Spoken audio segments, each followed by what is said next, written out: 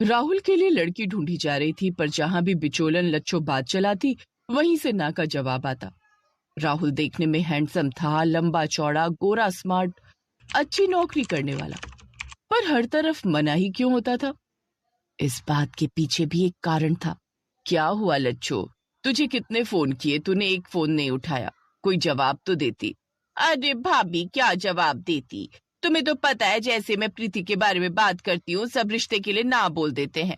कहते हैं तलाकशुदा बहन घर पर बैठी है, इसलिए हम उस घर में अपनी बेटी नहीं देंगे जहाँ ये सब होगा। अरे तो उसमें राहुल की क्या गलती है? वो तो प्रीति की किस्मत में लड़का सही नहीं लिखा था। तू खुद जानती है हम कितने बड़े धोखे में फंसे थे। मेरी प्रीति के लिए जो लड़का हमने ढूंढा था वो शराबी जुआरी था, मारता था मेरी बेटी को। अगर मेरी प्रीति का हम तलाक ना करवाते तो हमारी प्रीति उस घर में जिंदा ना रह पाती।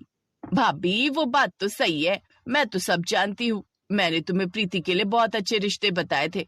मैं 1 साल के लिए गांव क्या चली गई, तुमने मेरे पीछे से उसकी शादी निपटा दी। न देखा न भाला न कोई छानबीन की लड़के के बारे में, बस सुंदर है देखकर तुमने शादी कर दी। अब राहुल के लिए परेशान हो रही हो ना? वैसे मैं कोशिश कर रही हूँ, कहीं ना कहीं बात बन ही जाएगी। लच्छो आंटी, आपकी चाय। हाँ हाँ लाओ बिटिया। वैसे एक बात कहूँ भाभी, तुम अपनी बेटी का दूसरा ब्याह क्यों नहीं कर देती? नहीं आंटी, मुझे शादी नहीं करनी। कोई बात नहीं, अगर नहीं करनी तो मैंने तो बस बात रखी है। चिंता मत करो भाभी, मैं और रिश्ते देख लूंगी राहुल के लिए, कोई तो मानेगा ही। प्रीति बहुत ही अच्छे स्वभाव की भोली भाली लड़की थी। उसके चेहरे पर हमेशा एक प्यारी सी मुस्कान रहती थी। घर में उसकी हंसी गूंजती रहती थी, पर शादी के बाद उसकी पूरी लाइफ बदल गई। अच्छा पति नहीं मिला, ससुराल वाले लालची मिले और शादी के 3 महीने बाद ही प्रीति का तलाक हो गया। इस वजह से प्रीति का अब शादी से विश्वास उठ गया था। वो दूसरी शादी नहीं करना चाहती थी, पर प्रीति का मन था कि उसके भाई की शादी हो जाए, इसलिए उसने एक फैसला लिया। प्रीति तू बैग पैक करके अचानक कहाँ जा रही है? वो मैं सोच रही थी कि किराए का घर लेकर वहां रह लूं। दूसरे शहर में रहूंगी तो मेरा साया इस घर से दूर रहेगा। कम से कम मेरे भाई की शादी तो हो जाएगी। माँ, तुम लच्छो आंटी को कह दो तुमने मेरे से रिश्ते नाते तोड़ लिए हैं। लड़के वालों से मेरा जिक्र ना करे। मेरा भाई बहुत अच्छा है, उसके लिए अच्छी लड़की मिल जाए, मैं यही चाहती हूँ। ना मैं यहाँ रहूंगी और ना ही मेरे भाई की शादी में कोई अड़चन आएगी। कैसी बेवकूफों सी बातें कर रही है प्रीति। भले ही तू मेरे से उम्र में साल भर बड़ी है, पर इस समय तू बच्चों सी बातें कर रही है। चुपचाप बैग रख। माँ, इससे समझाओ, देखो कैसी बातें कर रही है। प्रीति क्या हो गया बेटी, क्यों ऐसा कर रही है? दुनिया जो कहती है कहने दे। तू मेरी बेटी है, राहुल की बहन है। क्या तू रिश्ते नाते तोड़ देगी? आज तेरे पापा जिंदा होते तो क्या तुझे ऐसा करते देख उन्हें दुख नहीं होता? उनकी आत्मा को कितना दुख पहुंचेगा ये देखकर कि उनकी लाडली बेटी ऐसी दिल दुखाने वाली बातें कर रही है। माँ।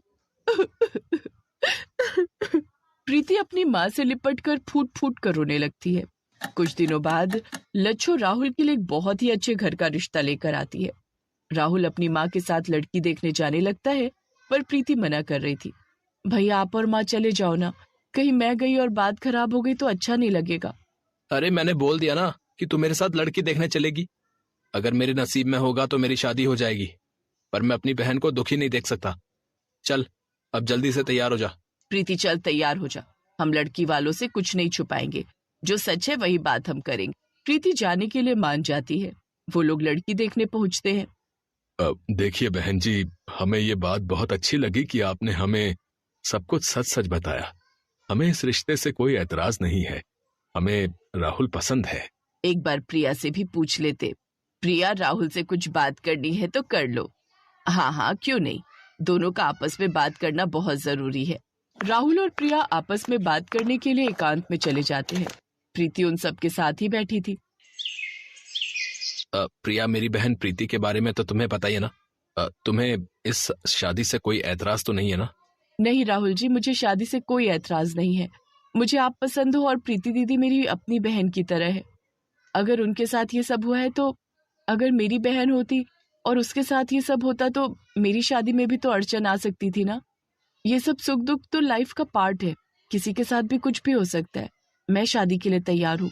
थैंक यू प्रिया, मुझे सच में बहुत खुशी है कि मुझे तुम्हारी जैसी समझदार लाइफ पार्टनर मिल रही है। राहुल और प्रिया की शादी पक्की हो जाती है। इस शादी से सबसे ज्यादा जो खुश थी वो थी प्रीति।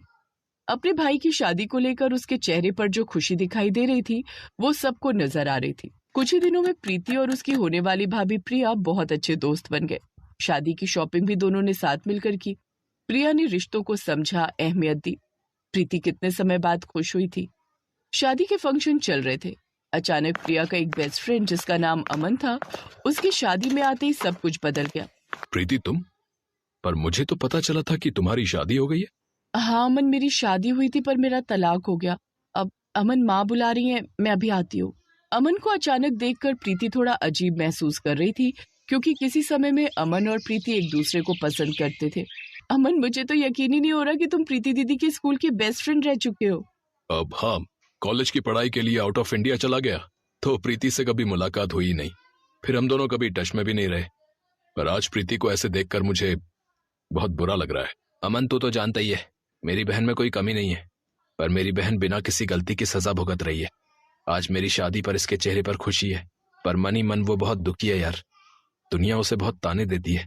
अब प्रीति को ताने नहीं सुनने पड़ेंगे, क्योंकि मैं आ गया हूं।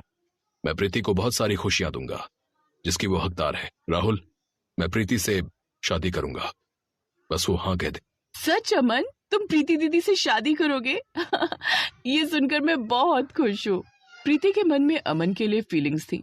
अमन के समझाने पर प्रीति ने एक बार फिर से शादी पर विश्वास बनाया और राहुल और प्रिया की शादी के बाद अमन और प्रीति की भी शादी हो गई। कहते हैं कभी कभी जीवन हमारी परीक्षा लेता है। लाइफ की किताब के कुछ पन्नों में खुशियां होती हैं तो कुछ पन्ने गम के भी लिखे जाते हैं।